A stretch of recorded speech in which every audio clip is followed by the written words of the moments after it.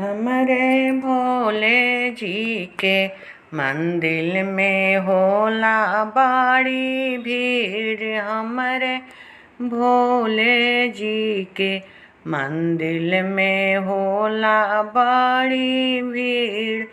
हमरे भोले जी के केहू अपनिया चढ़ावे, केहू दूधवा चढ़ावे, केहू जे पनिया चढ़ावे, केहू जे दूधवा चढ़ावे, केहू चढ़ावे गंगा जल।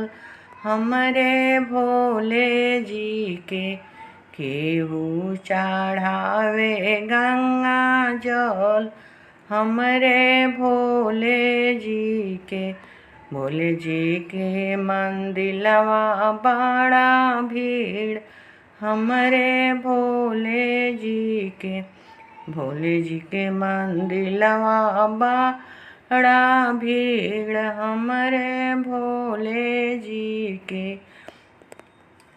केहू जे मिठवा चढ़ावे, केहू जे रसवा चढ़ावे, केहू जे मिठवा चढ़ावे, केहू जे रसवा चढ़ावे, केहू चढ़ावे बेला पत्थर।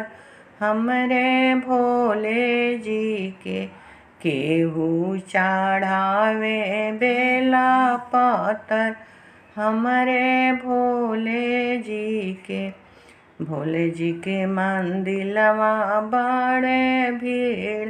हमरे भोले जी के मंदिर में बड़े बड़े भीड़।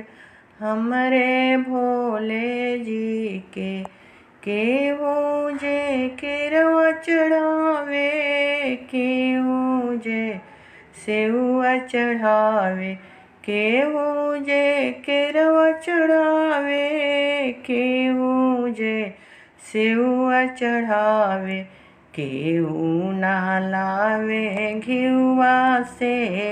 हमरे भोले जी के केहू नहवावे घिउआ से।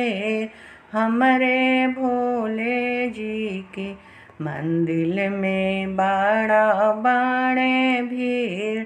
हमरे भोले जी के मंदिर में बड़ा बड़े भीड़।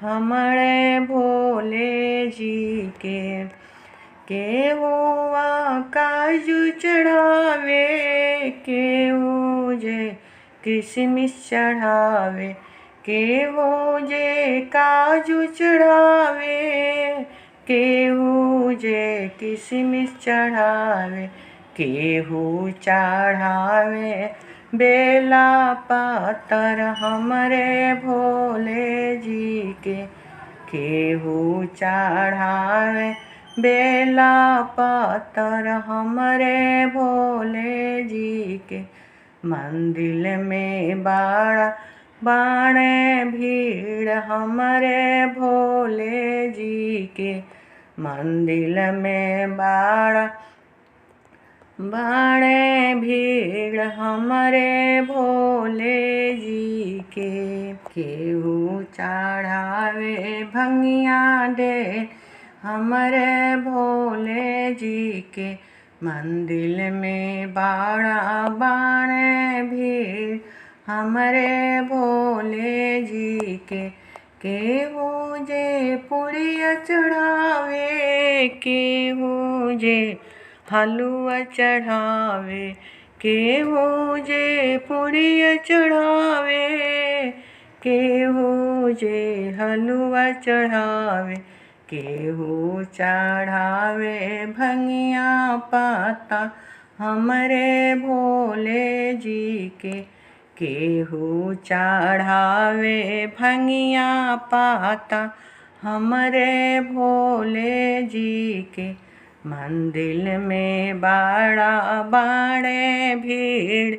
हमरे भोले जी के मंदिर में बड़ा बाड़े भीड़ हमारे भोले जी के।